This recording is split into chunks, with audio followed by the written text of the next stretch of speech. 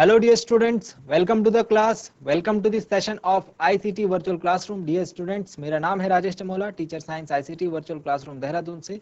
और इस सेशन में हम लोग बात करने वाले हैं क्लास 10th की साइंस के ऊपर, कक्षा 10 विज्ञान के ऊपर। ये स्टूडेंट्स, अपनी पिछली क्लासेस में हम लोग समझ रहे हैं एक बहुत ही इंपॉर्टेंट चैप्टर को, जिसका नाम है धातु तथा अधातु, metals and non metals. Chapter number 3 है आपकी बुक का। और अपनी रिसेंट की क्लास में हमने एक बहुत ही इंपॉर्टेंट पार्ट को समझा, सक्रियता श्रेणी यानी रिएक्टिविटी सीरीज को समझा।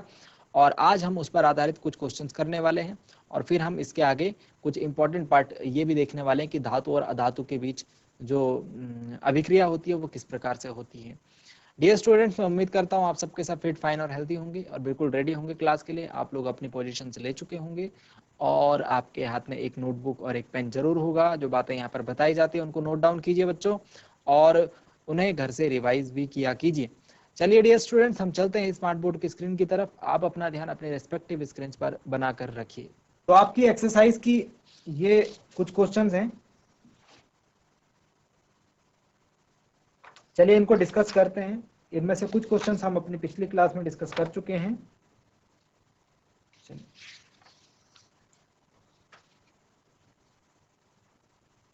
फर्स्ट जो हमें क्वेश्चन दिख रहा है, क्वेश्चन नंबर 3, इसमें हमें ये बोला जा रहा है कि ए बी सी डी 4 धातुओं के नमूनों को लेकर एक एक करके निम्न विलयन में डाला गया। इससे प्राप्त परिणाम को निम्न प्रकार से सारणीबद्ध किया गया है। यहाँ पर हमारे पास जो रिजल्ट लिखा हुआ है वो ए बी सी तथा डी 4 धातुओं के नमूनों का हमने निम्न जो विलयन है उनमें डाला गया। ठीक है, तो जो विलयन है वो कौन कौन से हैं हमें देखने को मिल रहा है। यहाँ पर जो विलयन है वो आयरन सल्फेट का है, वो कॉपर सल्फेट का है, वो जिंक सल्फेट का है और वो सिल्वर नाइट्रेट का है। मतलब 4 धातुओं जिनकी बात यहाँ पर की जा रही है उनके बारे में अगर मैं बात करूं तो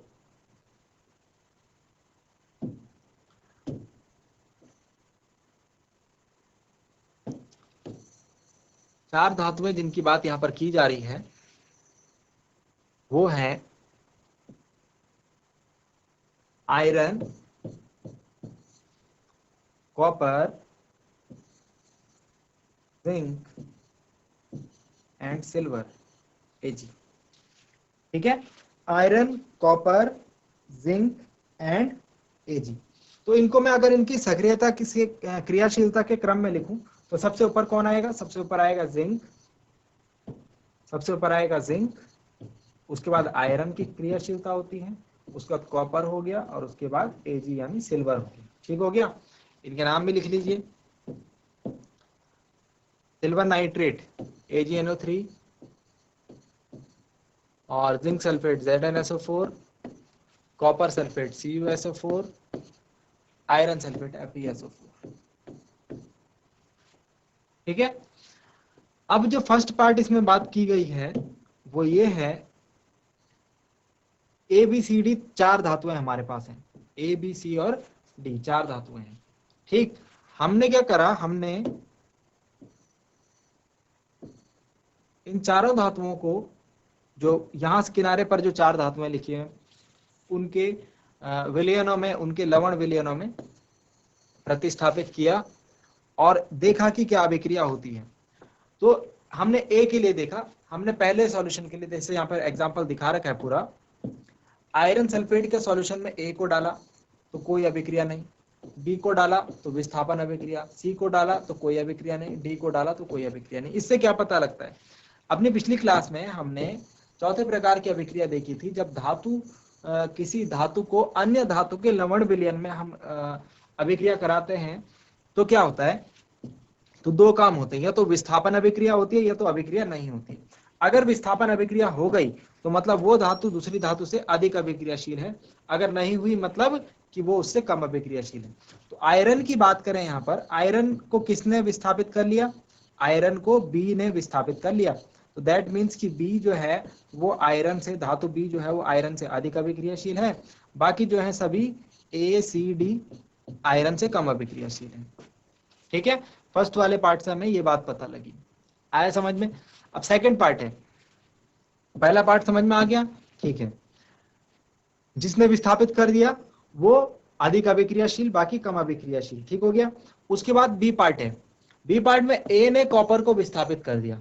अब कॉपर के लिए देखो, कॉपर के लिए देखिए, ए ने कॉपर को विस्थापित कर दिया, मतलब ए जो है कॉपर से अधिक अभिक्रियाशील।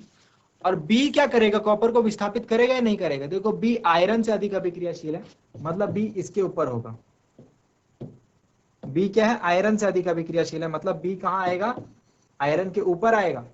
और कॉपर बी के नीचे आ रहा है, दैट मीन्स कि बी जो है यहां पर कॉपर को भी विस्थापन करेगा। बात समझ में आ रही है? क्योंकि बी की पोजीशन हमने देखी तो आयरन के ऊपर है, और हमने देखा जो सक्रियता श्रेणी में जो ऊपर स्थित धातु है वो नीचे स्थित धातु को उसके लवण विलयन से विस्थापित कर लेती है। मतलब ए और बी इस टाइम दोनों के दोनों कॉपर से अधिक अभिक्रियाशील हैं।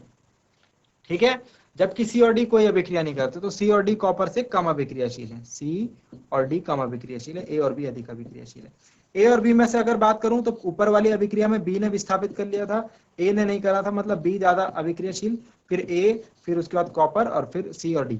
सी और डी का भी क्रम नहीं पता चला। ठीक है, नेक्स्ट अगर बात करें थर्ड वाली में जिंक सल्फेट, तो ए ने कॉपर को विस्थापित कर लिया, दैट मीन्स कि ए कॉपर के ऊपर है, यहां पर है कॉपर और इसके ऊपर है, लेकिन ए ने आयरन को विस्थापित नहीं करा था तो आयरन के नीचे है। ए ने कॉपर को विस्थापित कर लिया था लेकिन आयरन को विस्थापित नहीं करा, तो आयरन के नीचे एवं कॉपर के ऊपर होगा। अब जिंक सल्फेट के साथ क्या अभिक्रिया होगी भाई, इसकी जिंक देखो ए से ऊपर है, मतलब कि कोई अभिक्रिया नहीं होगी। तो एक जिंक सल्फेट के विलयन में से जिंक को विस्थापित नहीं कर पाएगा, क्यों? क्योंकि ए जिंक के नीचे है। सॉरी, और हमने कहा है कि विस्थापन ऊपर स्थित धातु नीचे, अपने से नीचे स्थित धातु को विस्थापित करती है, मतलब यहां पर हमको क्या दिखेगा, कोई अभिक्रिया नहीं, क्योंकि एक ही पोजीशन हम देख रहे हैं कि जिंक के नीचे है। ठीक है, मतलब जिंक सबसे ज्यादा अभिक्रियाशील है, उसके बाद सब ए बी सी डी है, उसके बाद बी हो गया, फिर ए हो गया, और फिर सी कॉमा डी हो गया। ठीक है, अभी सी और डी का नहीं क्रम पता चला, बी और ए में पता चल गया हमको बी ज्यादा अभिक्रियाशील है। अब सिल्वर नाइट्रेट की बात करते हैं। सिल्वर नाइट्रेट कहाँ है, सबसे नीचे है देखो, तो ए कहाँ है, सिल्वर नाइट्रेट से ऊपर है, बिल्कुल है, विस्थापन हो जाएगा। बी का है, बी भी सिल्वर नाइट्रेट से ऊपर है, देखो ये रहा सिल्वर, और बी भी ऊपर है, ए भी ऊपर है, मतलब यहाँ भी विस्थापन हो जाएगा। और सी में भी इन्होंने ऑलरेडी लिखा हुआ विस्थापन है, मतलब सी भी कहाँ होगा, सी भी एजी से ऊपर होगा, लेकिन कॉपर से नीचे, क्योंकि सी ने कॉपर को विस्थापित नहीं किया था। ठीक है, मतलब सी कॉपर से नीचे लेकिन एजी से ऊपर, और डी कोई अभिक्रिया नहीं करता, मतलब डी क्या है, एजी के भी नीचे है। तो दैट मीन्स कि हमारे पास एक क्रम बनता हुआ हमें दिखाई दे रहा है, हमारे पास एक क्रम बनता हुआ हमें दिखाई दे रहा है, और वो क्रम ये साइड में आपके बना हुआ है। मतलब सबसे ज्यादा इन सभी धातुओं में A B C D, zinc, iron, copper और सिल्वर में से सबसे ज्यादा अभिक्रियाशील जो धातु है वह है जिंक, फिर उससे ज्यादा अभिक्रियाशील है बी, फिर उसकी ज्यादा अभिक्रियाशील है आयरन, फिर उससे ज्यादा अभिक्रियाशील ए धातु, फिर उससे कम की बात कर रहे हैं हम। ठीक है, ए से कम अभिक्रियाशील कॉपर, फिर कॉपर से कम अभिक्रियाशील सी धातु। ठीक है, फिर उसके बाद उससे कम अभिक्रियाशील एजी धातु, और सबसे कम अभिक्रियाशील डी धातु। तो ये हमारे पास एक क्रम बन गया। ठीक है, अब नीचे जो क्वेश्चन लिखे हुए हैं उनके आंसर हम देने की कोशिश करते हैं। नीचे जो क्वेश्चन लिखा हुआ है नंबर 1,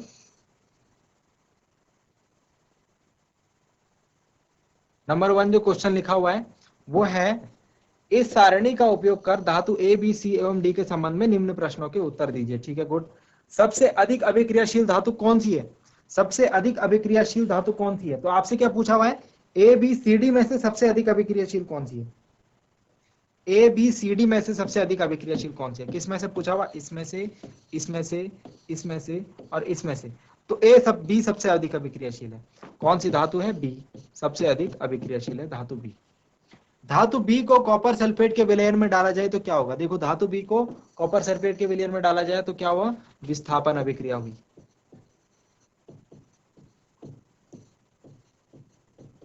यानी कि धातु बी कॉपर सल्फेट को उसके विलयन से विस्थापित कर लेता है। ठीक है, थर्ड क्वेश्चन है, धातु ए बी सी एवं डी को अभिक्रियाशीलता के घटते हुए क्रम में लिखना है। घटते हुए क्रम में मतलब जो सबसे ज्यादा अभिक्रियाशील है वो सबसे आगे, और जो सबसे कम है वो सबसे लास्ट में। तो घटता हुआ क्रम कैसे होगा इनका? देखो घटता हुआ क्रम कैसा होगा, सबसे ज्यादा अभिक्रियाशील बी है, फिर ए है, फिर सी है और फिर डी है। ठीक है, तो ये हो गया इनका अभिक्रियाशीलता का क्रम। This is our answer of third part, B A C. तीनों पार्ट्स के आंसर है यहाँ पर। ठीक है, तीनों पार्ट्स के आंसर हैं। आई होप आपको क्वेश्चन समझ में आया होगा। थोड़ा सा इंटरेस्टिंग क्वेश्चन था, अच्छा क्वेश्चन था, आप लोगों को दिमाग लगाना था इसमें। और अगर आपने पीछे जो बातें बताई गई वो सारी पढ़ी होंगी तो आपको इसमें समझने में मजा आएगा और आपको ज्यादा दिक्कत नहीं होगी। ठीक है, आपको ये क्वेश्चन इंटरेस्टिंग लगेगा। तो ये हमारे क्वेश्चन नंबर 3 का आंसर। नोट डाउन कर लीजिए इसे, जल्दी से नोट डाउन कर लीजिए बच्चों। चलिए नेक्स्ट पार्ट पर चलते हैं। नेक्स्ट पार्ट में जो 4th नंबर का क्वेश्चन है, अभिक्रियाशील धातु को तनु हाइड्रोक्लोरिक अम्ल में डाला जाता है तो कौन सी गैस निकलती है। हमने पढ़ा है answer of question number 4।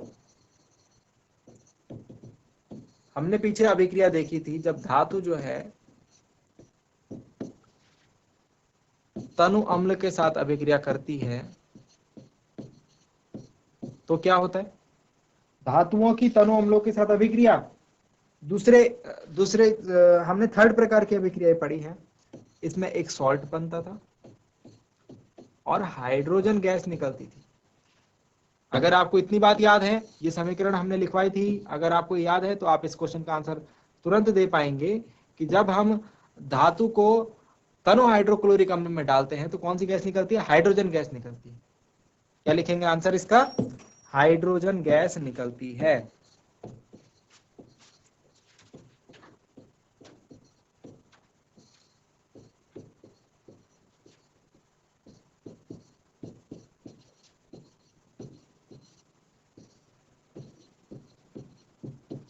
Hydrogen gas निकलती है। आयरन के साथ तनु H2SO4 की रासायनिक अभिक्रिया लिखिए। आयरन के साथ तनु H2SO4 की रासायनिक अभिक्रिया लिखिए। तो लिखिए, हेडिंग डालिए,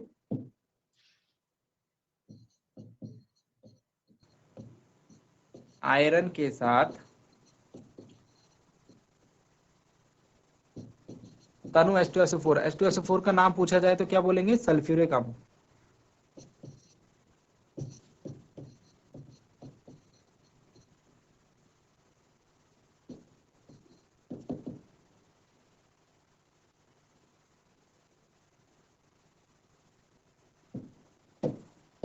आयरन मतलब Fe,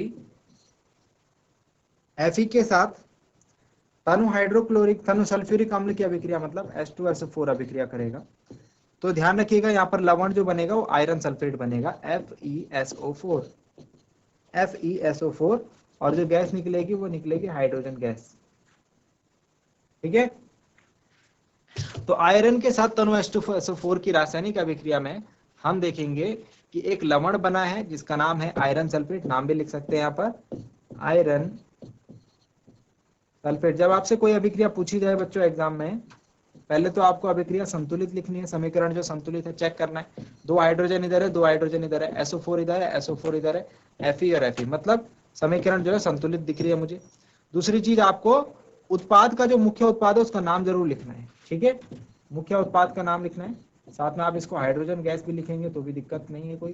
ठीक है, और यहाँ पर आप तनु सल्फ्यूरिक अम्ल लिखेंगे। तो इस प्रकार से आपको जो है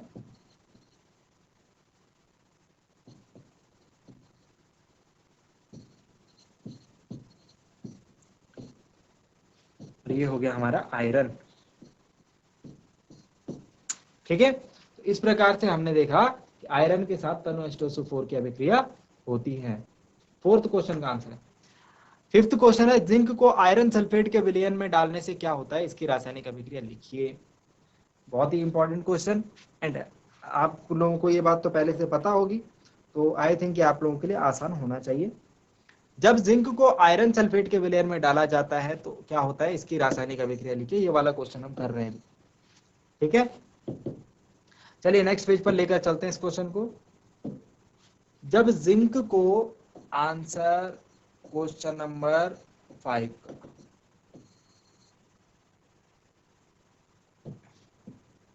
हमने सक्रियता श्रेणी देखी है। सक्रियता श्रेणी में जिंक ऊपर है, उसके काफी नीचे है आयरन। सक्रियता श्रेणी में जिंक ऊपर है, उसके काफी नीचे आयरन। इस बात को क्यों बता रहा हूं, क्योंकि इसका सीधा सीधा संबंध इस क्वेश्चन से। जब जिंक को आयरन सल्फेट के विलयन में डाला जाता है तो जिंक आयरन को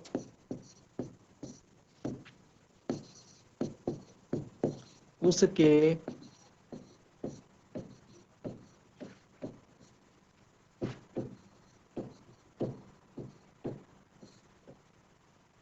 लवण विलयन से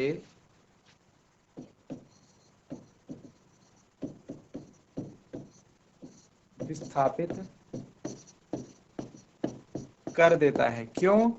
क्योंकि जिंक जो है आयरन से अधिक अभिक्रियाशील है, सक्रियता श्रेणी में उसका स्थान ऊपर है। ठीक है, तो क्या क्वेश्चन था, जिंक को आयरन सल्फेट के विलयन में डालने से क्या होता है, जिंक आयरन को उसके विलयन से लवण विलयन से विस्थापित कर लेता है। इसकी रासायनिक समीकरण लिखिए, तो रासायनिक समीकरण लिख दीजिए इसकी। जिंक जो है,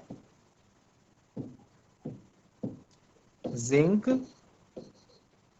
plus iron sulphate FeSO4 gives, विस्थापित करके क्या बना लेगा, जिंक सल्फेट, और आयरन अलग आ जाएगा, आयरन विस्थापित। ठीक है, तो ये हो गई हमारी अभिक्रिया। इसमें आप नाम जरूर लिखें। ये हो गया आयरन सल्फेट का विलयन,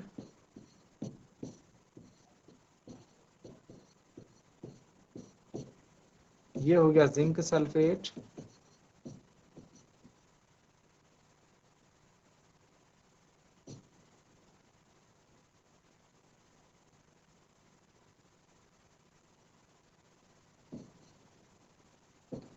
ये आयरन अलग हो गया।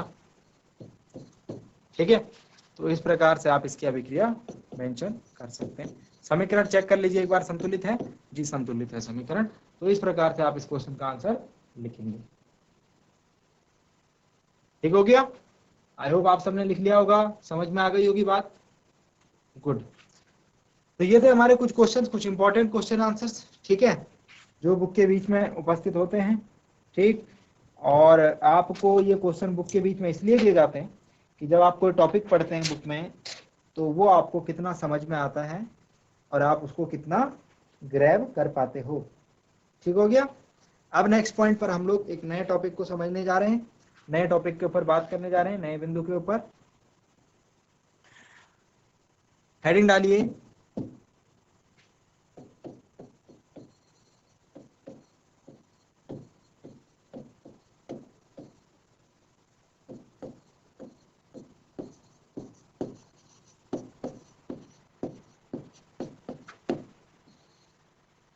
धातुओं एवं अधातुओं की अभिक्रिया।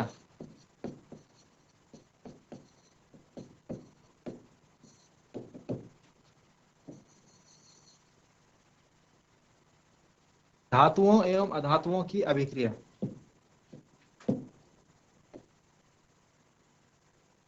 Reaction between metals and non metals.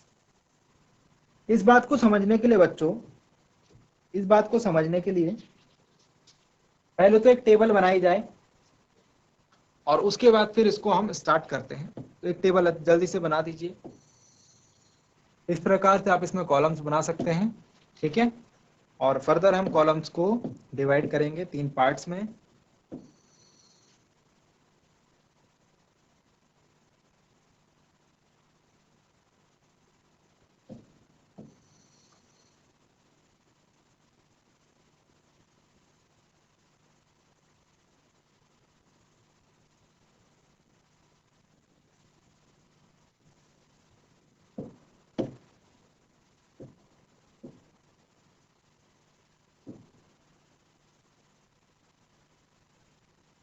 चलिए, तो इस प्रकार से एक टेबल बनाइए।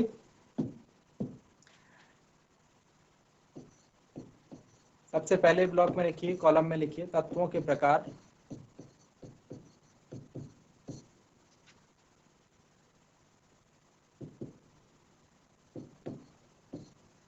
दूसरे में लिखिए तत्व। थर्ड में लिखिए परमाणु संख्या, atomic number.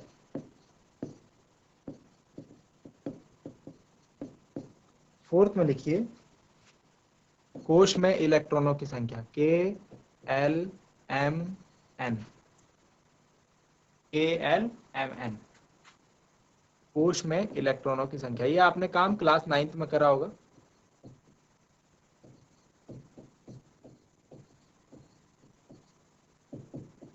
Number of electrons in shells. सबसे पहले नाम लिखिए हम इस तरफ,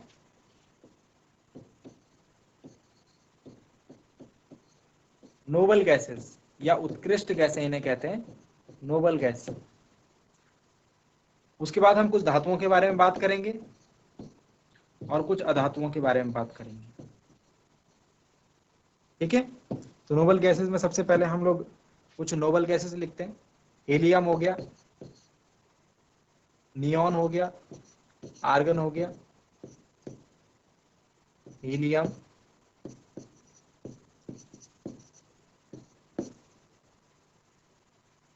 नियॉन, आर्गन,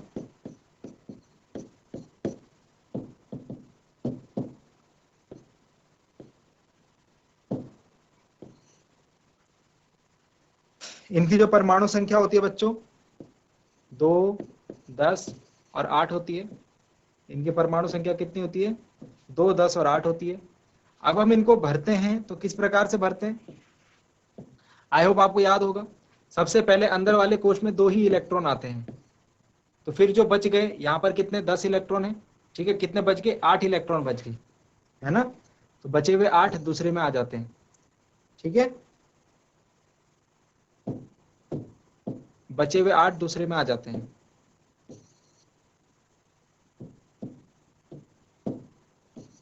ठीक, और यहाँ पर फिर से आर्गन में 8 इलेक्ट्रॉन फिर से बचते हुए मुझे दिखा रहे, 2 और 8 10 ही तो हुए, है ना।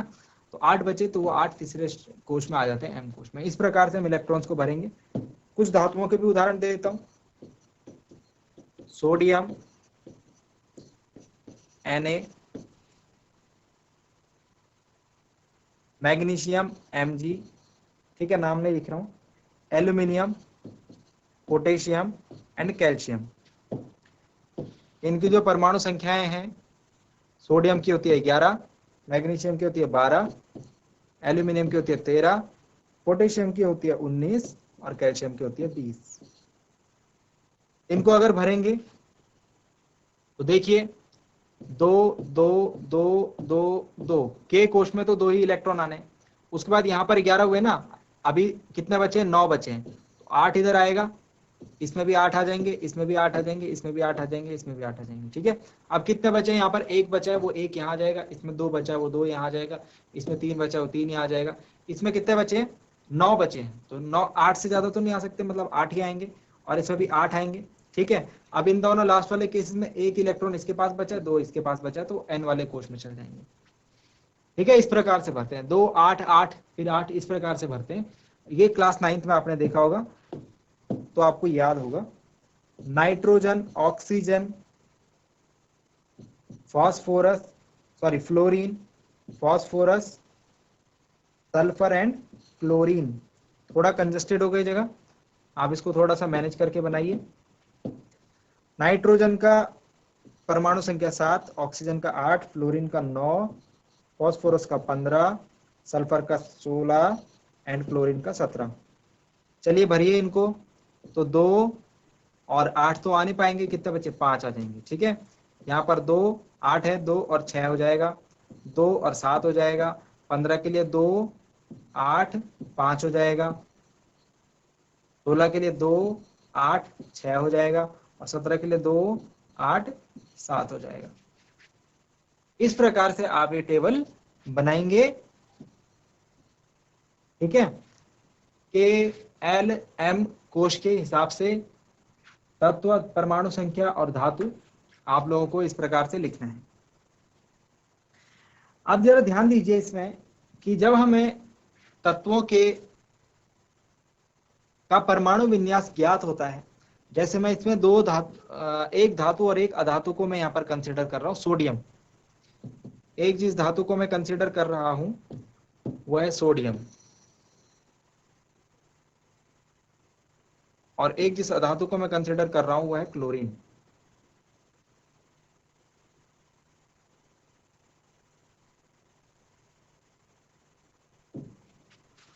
सोडियम और क्लोरीन आपको दिख गए होंगे, मैंने मार्क कर दिया टेबल में।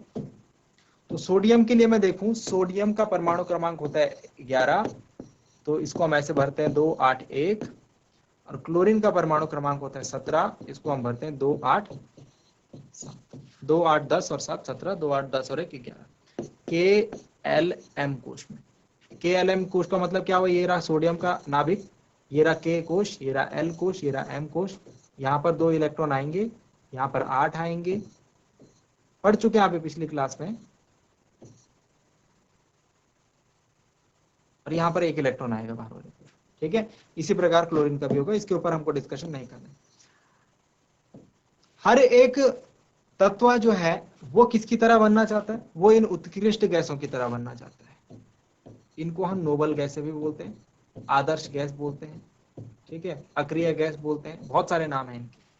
हर कोई तत्व जो है इनके जैसा बनना चाहता है, मतलब इनके बाहरी कोश का जैसे स्ट्रक्चर है 8 8, इस प्रकार का स्ट्रक्चर उसको बनाना है। तो यहां पर आप देखेंगे, यहां पर आपको क्या दिख रहा है, इसको क्या चाहिए सोडियम को कि बाहरी कोश में 8 इलेक्ट्रॉन है, इसको क्या चाहिए कि इसके बाहरी कोश में 8 इलेक्ट्रॉन है, ठीक है। तो इसके लिए ये क्या करते हैं, एक दूसरे के साथ साझेदारी करते हैं, एक दूसरे के साथ इलेक्ट्रॉनों का आदान प्रदान करते हैं। वो किस प्रकार से करते हैं, उसको ही हम धातुओं एवं अधातुओं के की अभिक्रिया के अंतर्गत पढ़ते हैं। आई होप डियर स्टूडेंट्स, आज की क्लास में जो बातें आपको बताएगी वो पसंद आई होंगी, आपको इंटरेस्टिंग लगी होंगी और आपने आज की क्लास को एंजॉय किया होगा, कुछ नया जरूर सीखा होगा। अगली क्लास में हम लोग इस टॉपिक को करेंगे कंटिन्यू, और भी इंपॉर्टेंट मुद्दों के ऊपर करेंगे बात और सीखेंगे समझेंगे आगे की कुछ बातों को। आज के लिए इतना ही डियर स्टूडेंट्स, उम्मीद करता हूँ घर जाकर आप इसे एक बार जरूर रिवाइज करेंगे। मिलते हैं अगली क्लास में एक नए और इंटरेस्टिंग टॉपिक के साथ। क्लास से जुड़ने के लिए आप सभी का बहुत बहुत धन्यवाद। Thank you very much and have a nice day.